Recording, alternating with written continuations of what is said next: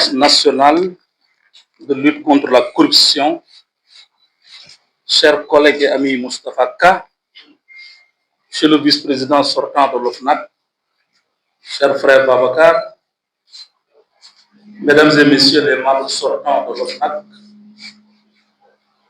Monsieur le vice-président entrant de l'OFNAC, cher ami Ibrahim Seck, Mesdames et Messieurs les membres entrants de l'OFNAC, Monsieur le secrétaire permanent sortant et non moins membre entrant de l'OFNAC, cher Ibrahim Fall, Monsieur les chefs de département et de service de l'Office national de lutte contre la corruption, Mesdames et Messieurs les membres du personnel de l'OFNAC, Mesdames, Messieurs de la presse, chers invités, en ce moment solennel, je voudrais commencer par remercier Allah, dire Alhamdulillah, et prier sur son prophète Sayyidina Mohammed sallallahu alayhi wa sallam, et remercier mes parents en évoquant la miséricorde de Dieu sur eux. Monsieur le Président, en prenant service ici, en réalité, le 29 décembre 2022, c'est-à-dire 3 ans jour pour jour, j'avais 2 sentiments. Un sentiment de satisfaction et un sentiment d'inquiétude. Un sentiment de satisfaction parce que je venais d'être nommé par la plus haute autorité, le président de la République, à une haute fonction qui constituait le prolongement de ce que je peux dire, de ce que j'ai fait dans ma vie, c'est-à-dire lutter contre la prévarication des ressources publiques. En effet, nous avons participé à presque tous les combats dans ce sens. Nous nous souvenons des dossiers qu'on appelait les audits, avec une star que je ne vois pas dans la salle ici, M. Hassan Ndoye, qui était à la DIC, qui est membre sortant de l'OFNAC. J'avais la chance d'avoir un procureur qui m'avait fait confiance. Et j'avais eu l'occasion de traiter pas mal de ces dossiers. Nous étions là aussi à la traque de ce qu'on appelait la traque des biens mal acquis sous la deuxième alternance. J'étais conseiller technique au ministère de la Justice chargé des biens mal acquis. Là aussi, nous avons travaillé avec amour et abnégation jusqu'à notre affectation, notre nomination comme procureur de la République de Dakar, avec les résultats au plan économique, au plan du recouvrement des biens que vous comprenez. C'est par la suite que nous sommes allés devenir ministre conseiller du président de la République. C'est pour dire donc que quand on m'a nommé ici, j'avais un sentiment de satisfaction. Mais j'avais aussi un sentiment d'inquiétude, parce que je connaissais le sujet. Lutter contre la corruption, c'est très difficile. La tâche, l'ampleur de la tâche était démesurée. Il fallait réprimer. Ça, j'avais appris à le faire. Mais il fallait aussi éduquer, sensibiliser, prévenir. Et c'est là la difficulté que j'avais bien appréhendée. J'ai remarqué de par mon expérience que les pays qui ont le mieux réussi en matière de lutte contre la corruption, c'est ceux qui ont réussi leur politique de prévention. Je savais que donc, c'est ce qui m'a donné ce sentiment d'inquiétude. Aujourd'hui, 3 ans après, je quitte l'OFNAC avec un seul sentiment. C'est un sentiment de satisfaction. Parce que je n'ai pas un sentiment d'inquiétude. Je dirai pourquoi. Le sentiment de satisfaction est lié au résultat atteint par une équipe déterminée, sérieuse, qui a fait de la lutte contre la corruption un sacerdoce.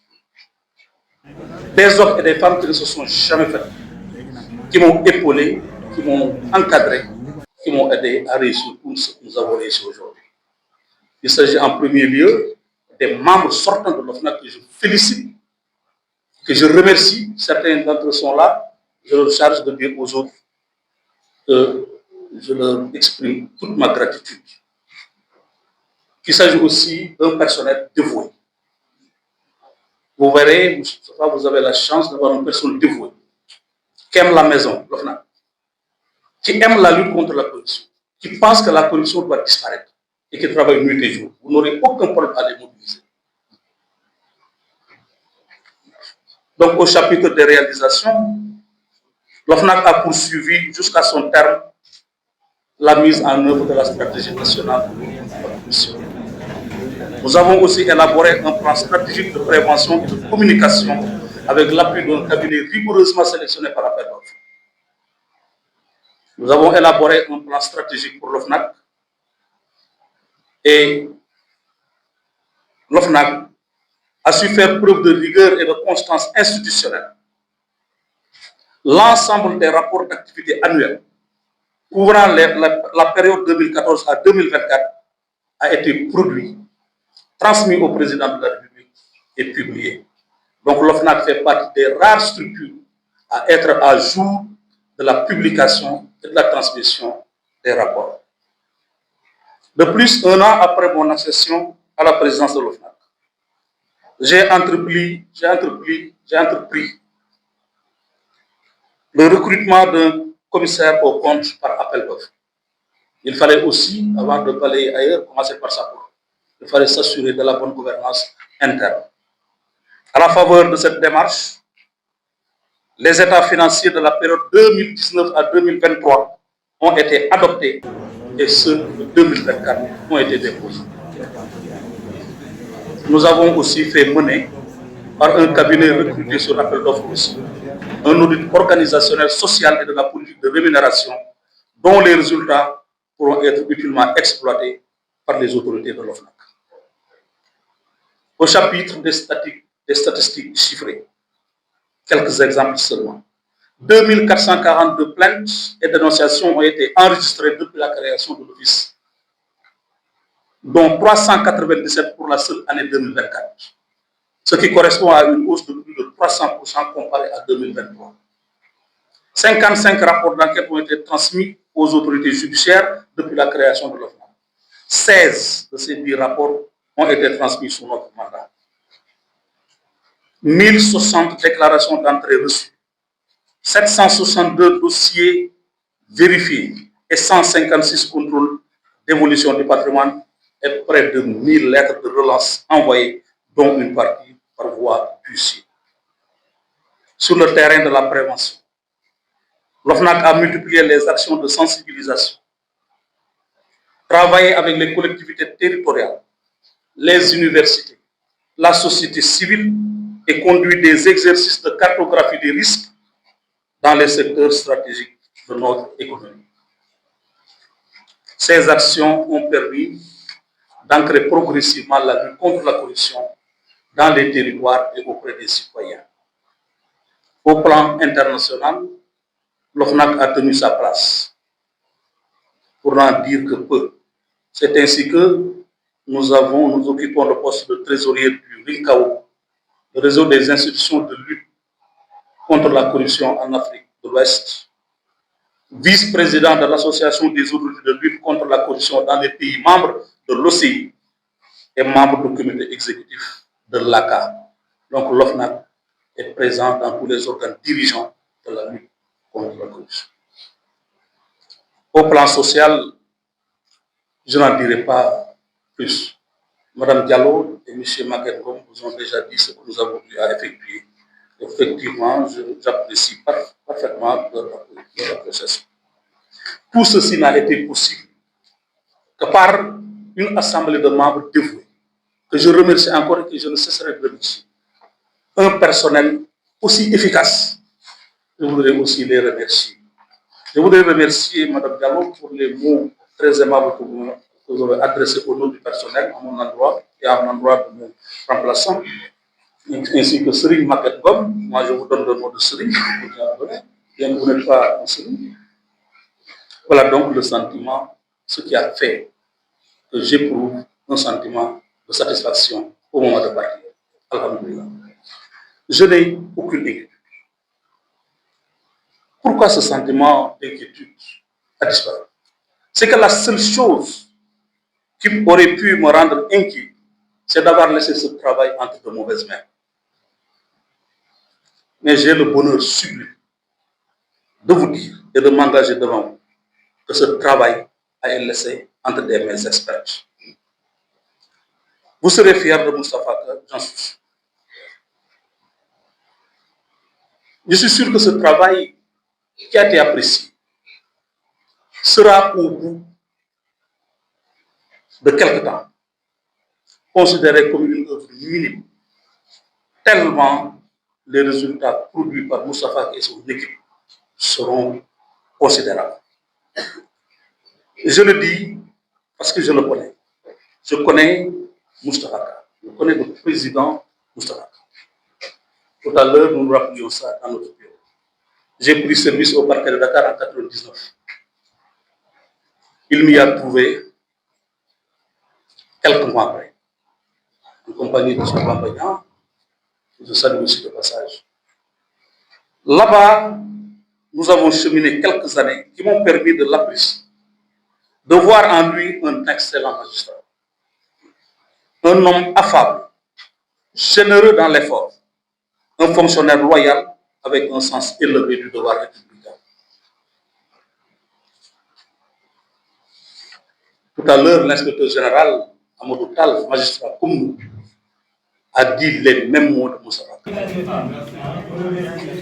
Nous avons quitté le parquet de Dakar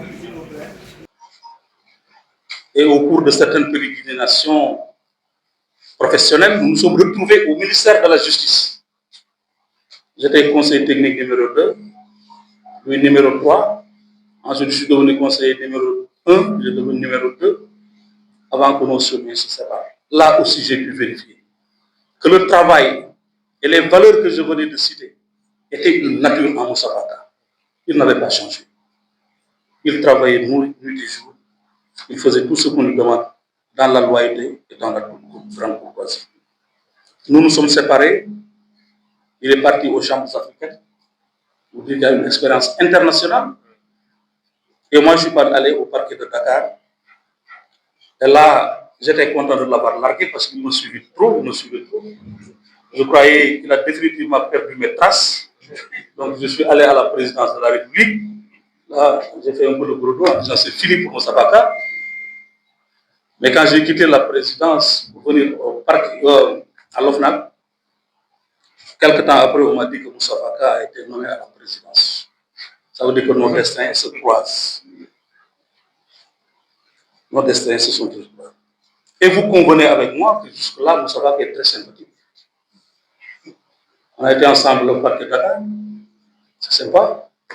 Ensemble au ministère, c'est sympa. Il passe à la présidence, c'est sympa. Jusqu'au jour où maintenant un ami m'appelle pour me dire que le président Bassirou Diomaye Faye a nommé Moustapha Ka. Point. Je lui ai posé la question, il a été nommé où? Il m'a répondu comme le faisait le professeur Tournesol, pour ceux qui ont l'habitude de regarder Tintin, cette série du Belge Hervé. Il m'a dit, Serigne Bassirou, votre question est un peu simple et un peu compliquée. Mais moi, je vous demande, il a été nommé où? Il m'a dit, Moussa Baka a été nommé? Je lui ai dit, oui, ça c'est simple. Ça c'est simple, vous avez raison. Il m'a dit, il a été nommé président de l'OFNAC. Je lui ai dit que ça c'est pas sympathique. Donc voilà. Donc Moustapha, c'est pour dire juste que je connais Moustapha. Nous avons, comme il a dit tout à l'heure, un destin un peu lié.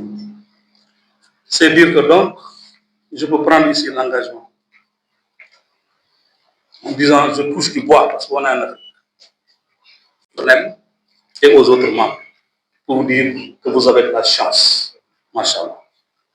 Moustapha fera plus que moi. Il fera mieux que moi. Parce que je sais qu'il est meilleur que moi. Je termine sur ce net de gaieté en vous félicitant, Monsieur le Président, et en félicitant l'ensemble des membres qui ont été nommés. Vous avez été nommé à la suite d'une sélection extrêmement rigoureuse. J'ai entendu que les candidats étaient nombreux, mais vous avez su imposer votre CV d'abord. Ensuite, il y a eu un jury qui vous a entendu. Et là, vous avez imposé votre savoir-faire, vous l'avez expliqué, vous l'avez démontré. Et enfin, les autorités suprêmes vous ont fait la confiance, vous irriguant ainsi de l'eau de la légitimité populaire. Aujourd'hui, au nom du peuple, vous allez lutter contre la corruption. Et vous allez, sinon éradiquer la corruption, en tout état de cause, la réduire à sa plus simple expression. Je ne saurais terminer mon discours sans mentionner deux noms de dames.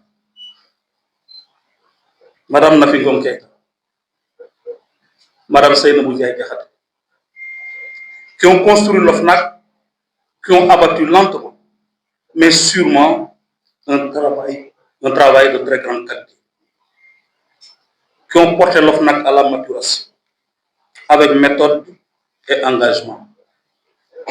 Que Dieu leur accorde une longue vie, une santé parfaite, pour qu'elles puissent être les témoins des réalisations et de la réussite dont je suis sûr sera l'œuvre de Moussa Baka et de son équipe.